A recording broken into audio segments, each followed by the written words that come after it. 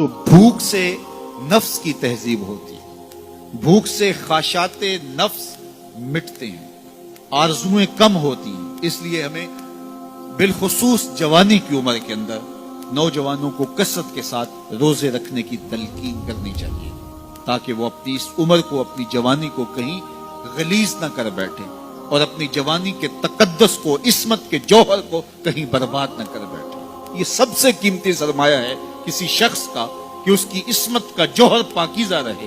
اگر یہ جوہر لٹ گیا تو پھر اس کے باطن کا چہرہ مسخ ہو گیا، اس کے اندر کی دنیا لٹ گئی، اس کے پلے کچھ نہ رہا اگر اس کی عصمت ہی محفوظ نہ رہی۔ تو عصمت کی حفاظت کے لیے کثرت کے ساتھ روزے رکھنے کی تلقین کی گئی۔ تو کہا کثرت کے ساتھ روزے رکھو، یہ تمہارے لیے قاطع شہوات ہوں گے اور تمہارے نفس کی تہذیب کا ایک مؤثر ذریعہ ہوں گے۔ اور تیسری چیز ارشاد فرمائی، خنجر خاموشی و شمشیر جو، نیزائے تنہائی و ترک ہو جو، تنہائی کا نیزہ۔ میلوں ٹھیلوں میں زیادہ پہنچنا، بازاروں میں جانا سوائے فتنے کے اور کچھ نہیں۔ اس لیے فرمایا گیا مسجد میں جلدی جاؤ دیر سے آؤ، اور بازار میں دیر سے جاؤ جلدی واپس آ جاؤ۔ تمہارا دل مسجدوں میں لگنا چاہیے۔